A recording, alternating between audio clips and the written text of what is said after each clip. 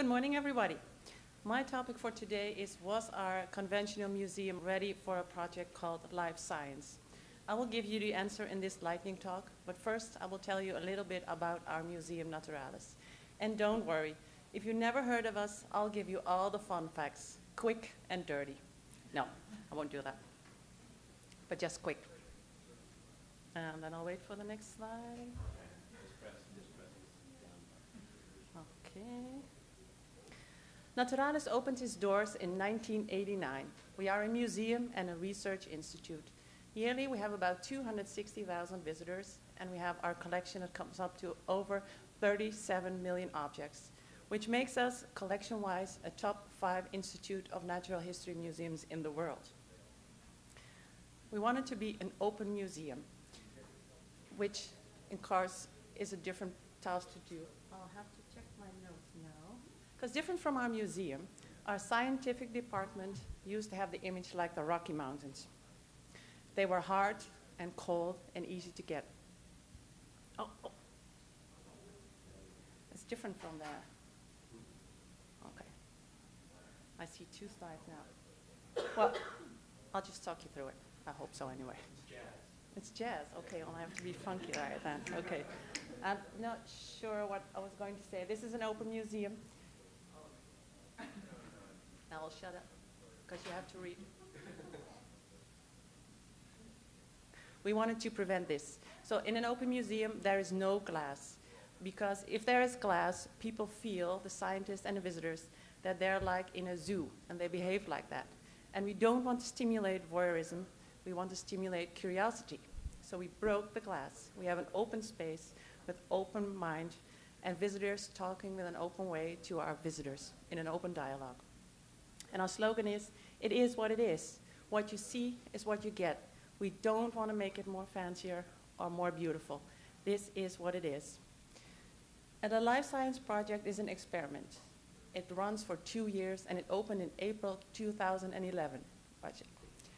It will have 4 key elements. And one of the elements is we have live research in the exhibition hall. We have visitor participation, and we want to use new techniques wherever possible.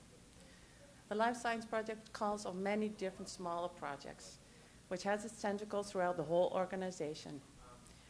And one of these, the gallery is divided into 3 sections. We have a work street, we have exhibits, and we have a science lab.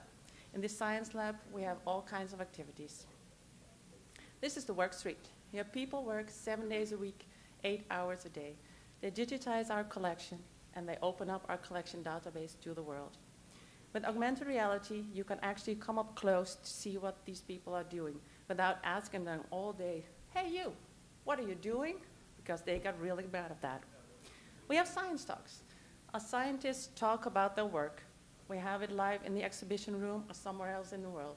And through modern techniques like satellite phones or simple techniques like Google Hangout, we can see them up close and almost personal, even if they're in Borneo or, say, some other exciting place in the world like Portland.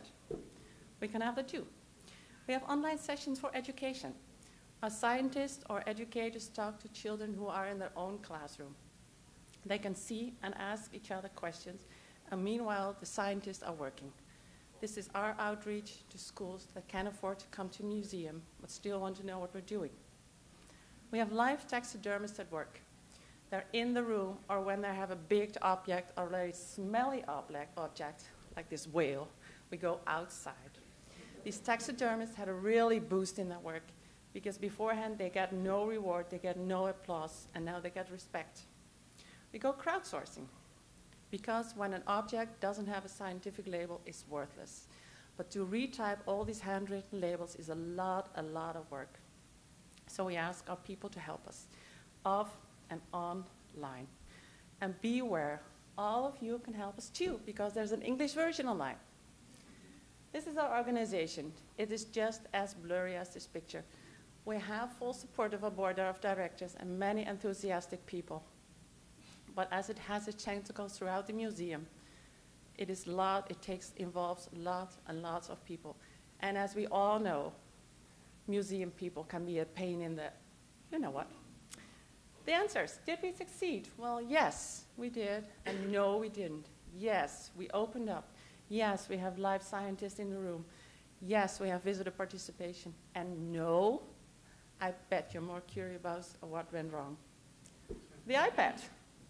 We had a special cover made, and we thought no one could hit the home button and go to our home directory. Boy, were we ever wrong. Countless times we had to come up because there were some private pictures on there of sleazy correspondence that people could get on the iPad but couldn't get it off anymore. The augmented reality, it had a mind of its own. It popped on and off as it pleased. It seemed like magic, and we got so darn tired of it. We took the application out and turned to old-fashioned text sites, saying, if you have a question, please feel free to ask. Our researchers are very willing to help, but when it comes to crowdsourcing, we found out, of course, that research is a long-term, die-hard job, and our superheroes are not our scientists, unfortunately. So we couldn't get our visitors immediate feedback. So what did it take? Blank. Yes, blank. We wanted to create an online community for life science specialists, for amateur scientists, and unfortunately, we didn't get it together, unfortunately.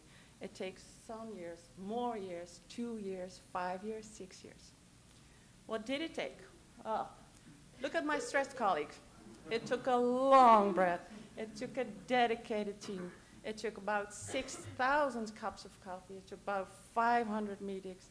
It took a pampering, stroking, kind words, a lot of cursing even, to be able to say, yes, we can. We can have a life science project. We can do it. We can have an open museum.